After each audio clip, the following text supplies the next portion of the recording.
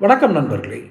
திமுக MP TR Balu தமிழக பாஜகவினுடைய முன்னாள் தலைவர் அண்ணாமலை மீது ஒரு அவதூறு வழக்கு பதிவு செய்திருந்தார். நேற்று அது சைதாப்பேட்டை நீதிமன்றம் 17வது நடுவர் அந்த அமர்வு முன்னாக அது விசாரணைக்கு வந்தது. அப்போ அண்ணாமலை குறுக்கு விசாரணை செய்கிறேன்னு யார் டிஆர் பாலு வழக்கு தொடர்ந்துருக்காரு. அண்ணாமலை வழக்கு குற்றம் சாட்டியிருக்காங்க. மேலே வழக்கு இவங்க அவதூறு வழக்கு போட்டிருக்காரு அப்படின்னு டிஆர் பாலு குற்றம் சாட்டியிருக்காரு.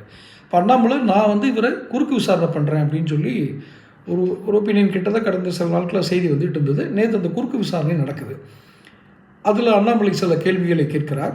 அதற்கு டிஆர் பாலு அளித்த பதில்கள் தான், அதாவது நாமெல்லாம் ஆறறிவு படைத்தவர்களா அப்படிங்கிற மாதிரி தான் நமக்கே சந்தேகம் வந்துடுது. அது மாதிரி தான் இவர் கேள்வி கேட்குறதும் அவர் பதில் சொல்கிறதும் நடக்குது. டிஆர் பாலு சொன்ன பதில் என்ன அப்படின்னா, முதல்ல அண்ணாமலை என்ன சொன்னார்னு கேட்போம். நீங்கள் 10 கப்பல் வாங்கியிருக்கீங்க, சேது சமுத்திர திட்டத்தில் 10 கப்பல்கள் நீங்கள் வாங்கியிருக்கீங்க அப்படின்னு சொன்னார். அது ஜெயலலிதா அம்மா சொன்னது, பத்திரிகை செய்தியாக வந்தது, அது பொய் அப்படின்னு டிஆர் பாலு சொல்கிறார். நான் 10 வாங்கலை, 2 தான் வாங்கினேன். அது என் பேர்லேயும் மனைவி பேர்லேயும் சில கோடிகள் கடன் வாங்கினதாக சொல்கிறார். அந்த கடன் வாங்கின நிறுவனத்துடைய பேர் என்ன அப்படின்னா, ஏதோ எக்ஸிம், அதாவது இம்போர்ட் எக்ஸ்போர்ட் பண்ணுற, ஏற்றுமதி இறக்குமதி பண்ணுற ட்ரையூன் இம்பேக்ஸ் அப்படிங்கிற ட்ரையூன் இம்பேக்ஸ் நிறுவனத்தில் நான் கடன் வாங்கினேன். அது உண்மைதான்.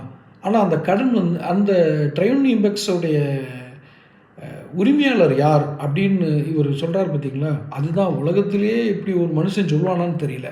அவர் மகனா ட்ரையூன் இம்பேக்ஸோட உரிமையாளர் யாருன்னா டிஆர் பாலுவோட மகன், இப்போ இருக்கிற தொழில்துறை அமைச்சர் டிஆர்பி ராஜா. மகன்ட்டு அப்பா நிறுவனம் மூலம் கடன் வாங்கியிருக்காரு. ஆனால் அவர் தான் ஓனர்னு அப்பாவுக்கு தெரியாதான். யார் கடன் வாங்கினவருக்கு நம்ம பையன் தான் அந்த இதில் ஓனராக இருக்காருன்னு தெரியாதான். போய் கடன் வாங்கி தான் கப்பல் வாங்கி சேது சமுத்திர திட்டத்தை நிறைவேற்றணும்னு பார்த்தாங்களாம். சேது சமுத்திர திட்டத்தில் டிஆர் பாலுடைய பங்களிப்பு என்னங்கிறது ஊரறிஞ்ச ரகசியம். இது இப்போ இந்த கோர்ட்டில் கேட்ட மாதிரி டாக்குமெண்ட் கேட்பாங்க, நம்மகிட்ட இருக்காது, உடனே இது போய் கேசுன்ட்டா ஓடிடுவாங்க. இதான் நடக்கும். பதிலுக்கு டிஆர் பாலு என்ன கேட்டார், அதை அடுத்த பதிவில் நான் சொல்கிறேன். குறுக்கு விசாரணை தானே, இவரும் கேட்கலாம் அவரும் கேட்கலாம். அண்ணாமலையை நோக்கி டிஆர் பாலு கேட்ட கேள்விகள் என்ன, அடுத்த பதிவில் அதையும் போடுறேன். நீங்கள் சேனலை சப்ஸ்கிரைப் பண்ணிக்கங்க.